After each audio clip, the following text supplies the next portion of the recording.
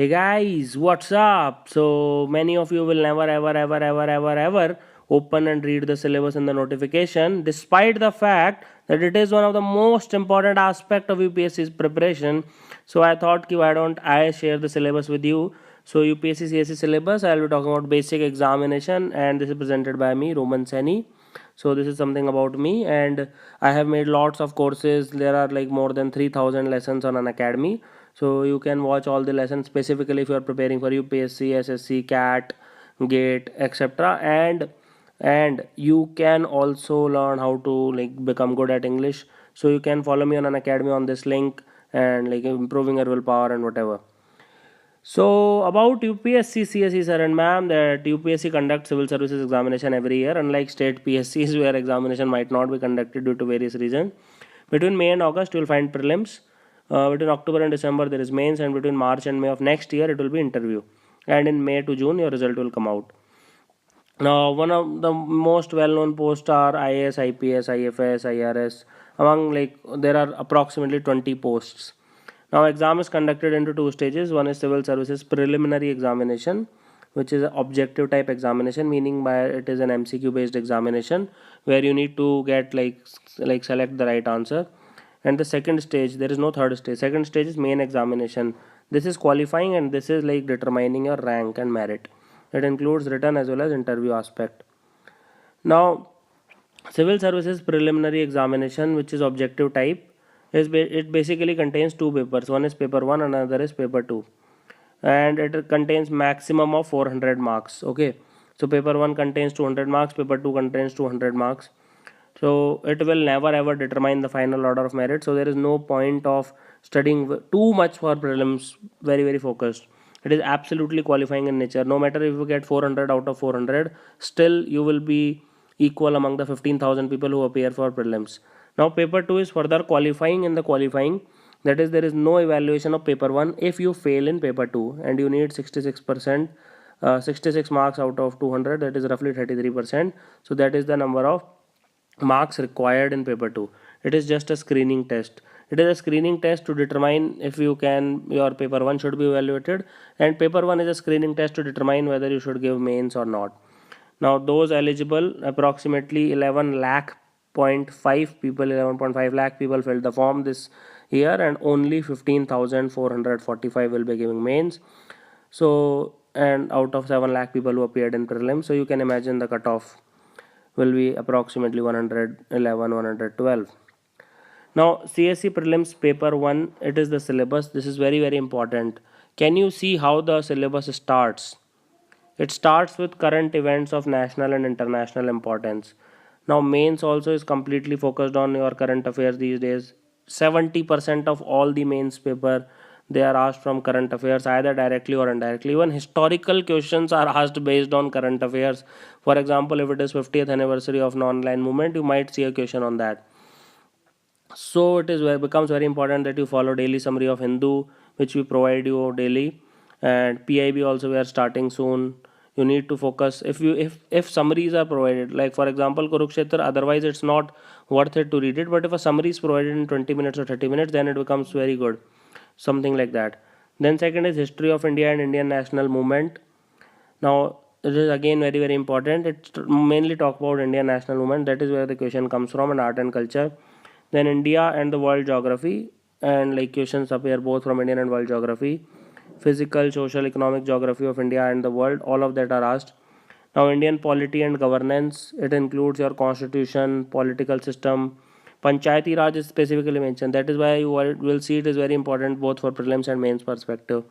Public policies, lot of question come from government policies, government schemes. Direct questions will be there in the examination. Rights issue, again like very current affairs focus, nothing to be coming from static portion.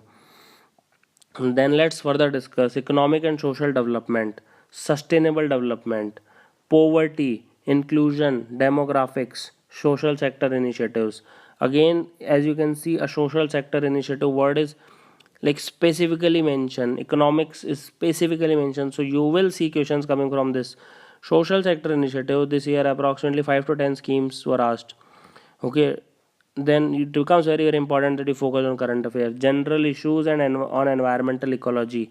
100% guaranteed 20 questions will come always from this. Biodiversity, climate change, very very very important, that do not require subject specialization. Should not do PhD in that. Then general science like basic NCRTs up to 12th class, mostly up to 10th class, something up to 12th class, it will suffice. Now CSC paper 2 syllabus, it includes comprehension, reading comprehension. Half of the paper comes from this, approximately one third to half. Then interpersonal skills including communication skills. Then logical reasoning, analytical ability, you'll find 5 questions sometimes. Decision making, sometimes they ask, but they did not ask this time. And problem solving. General mental ability, like basic 1 or 2 question here and there. Now basic numeracy, it includes class 10th level. Again, can you read class 10th level English language comprehensive skills? Always they ask up to class 10th level. Numbers, relations, order of magnitude. Now data interpretation also, it is not cat level very hi-fi. No, it is just basic class 10th level. Charts, graphs, tables, data sufficiency. All this is just merely up to class 10th level. So you need to focus on the fact that it is only up to class 10th level. So even if you are very weak, you should not start reading 11th and 12th class NCRTs. Just go through previous year question paper, you will qualify. Now civil services main examination, it includes written and interview. So for a total of 2025 marks, it is there 7 paper. Does not require any specialized study. Again, it is very very generic. Half of the things will come from Hindu, Yojana, PIB, etc. Now it will test candidates basic understanding of all the relevant issues, ability to analyze and take a view on conflicting socio-economic goals, objectives and demands. This is very important. What is your opinion? What is your view? How do you analyze it? And what is your view? Okay, so main examination, it consists of 2 qualifying papers. That is, one is English compulsorily, other is Indian language. Usually 50% of people take Hindi, but people take Tamil, Marathi, etc. Now 7 papers are considered for merit. Now qualifying papers are 300 marks each, like English, Hindi, Telugu, Tamil, Kannada, and with 25% marks eligible for qualification. So it means you need to have at least 75 marks. 10% of the people who appear for mains fail in this examination. Now there are 2 qualifying papers. Paper 1 on Indian languages, I have already spoken, the scheduled Indian languages, and paper B on English.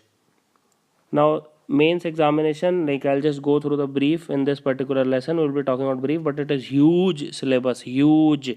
And in next part I'll be talking about that, and then we will be talking about 65th annual report, which president submits, UPSC submits to president. Now papers which are counted for merit with syllabus, it include paper 1 includes essay, paper 2 includes general studies part 1. So for example, Indian heritage and culture, history and geography of the world and society. So it includes history and geography basically, that's all, and art and culture. Now paper 3, which is technically general studies paper 2, it includes governance, constitution, polity, social justice and international relation. IR and polity and governance basically. Very very important, highly current focused, very very current focused. 100% of the international relations are asked from current affairs. Hardly any question I have seen in last 3 4 years which is from static portion. Even like when IK Gujral sir died, that is why the question like was surrounding that. So can you imagine, like even like that was based on current affairs. Paper 4 general studies paper 3, so it includes technology, economic development, biodiversity, environment, security, disaster management, etc. Then the syllabus continues, like paper 5, which includes general studies paper 4, that is ethics, integrity and aptitude. Paper 6, it includes optional subject paper 1, whichever optional subject you choose, it may be there, may not be there. There is only one optional, but there are 2 paper for optional.